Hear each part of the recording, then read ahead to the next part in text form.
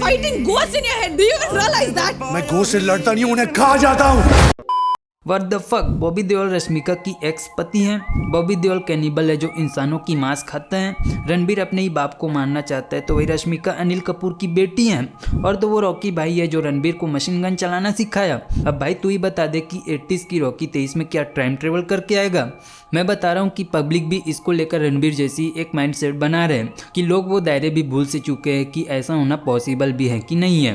खैर ऐसे तो कईयों और भी वाइल्ड फैन थ्योरीज देखे जा रहे हैं जिन्हें एक हद तक जोक से कुछ ज़्यादा समझ ही नहीं सकते।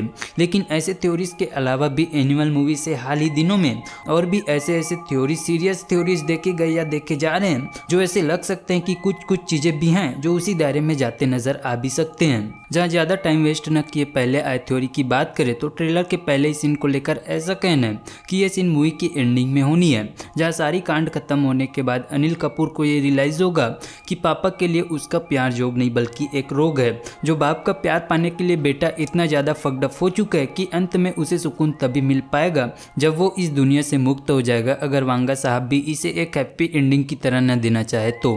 क्योंकि एंडिंग की दो ही पॉसिबिलिटी हो सकती है कि या तो परिवार हैप्पी हो जहाँ रणबीर को अपने पापा का प्यार भी मिले और आगे जीवन भी खुशी से बीते, या फिर एक डिस्परेट सी एंडिंग हो जहां अब रणवीर उस जगह पे जहां से इतने कांड करने के बाद उसके लाइफ का कंक्लूजन सिर्फ अंत होना है। लेकिन हाँ, उसके लिए अंत एक हैप्पी हो कि अनिल अब उसे समझ चुका है जिसे आखिर में ही सही पर पापा का प्यार भी मिल पाया और उतना ही उसके जीवन के लिए काफ़ी है जिसे अब यहाँ से अंत मिलना भी ज़रूरी है।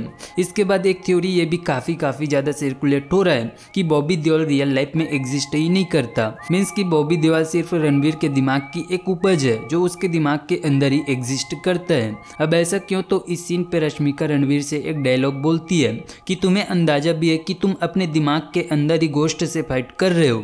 इसी के बेसिस पे ये थ्योरी निकल के आया कि बॉबी देओल रियल लाइफ में एग्जिस्ट ही नहीं करता, जो कि मुझे तो ऐसे होने के आसार कहीं से भी नजर नहीं आता। क्यों, तो इसके लिए ये एक एग्जाम्पल है कि बॉबी देओल के साथ थी फाइट होते उसे आंखों के पास चोट मिली और वही चोट हम शुरुआत के सीन्स पे भी देखते हैं जो कि प्रोबेबली इसकी एंडिंग होनी है। तो अब खुद अपने आप को ही तो बंदा नहीं ना मारेगा और अगर वो एग्जिस्ट ही नहीं करता तो फिर ऐसे में ये सीन भी एग्जिस्ट ही नहीं करेगा, जो कि मुझे तो कहीं से भी ऐसा नहीं लगता।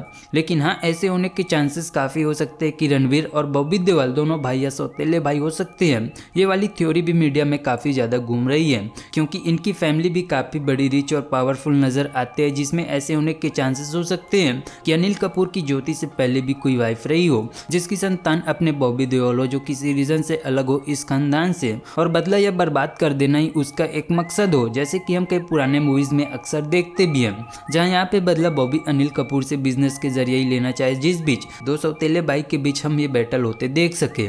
अब हाँ, एकदम सेम ऐसा ही नहीं लेकिन ऐसे ही कुछ स्टोरी होते हम देख सकते हैं क्योंकि यहाँ पे रणबीर की तो पूरी खानदान दिखा दी, कहानी बता दी गई, मगर हम बॉबी देओल से एकदम ही कुछ भी नहीं जानते कि बंदा कैसा होना है, उसकी कहानी किस डायरेक्शन में जानी है, जो कि ये सभी सिर्फ एक फैन थ्योरी है। मे भी ऐसा ना भी हो मगर हम फैंस है और ऐसे आगे भी हजारों थ्योरीज देखी जाएगी।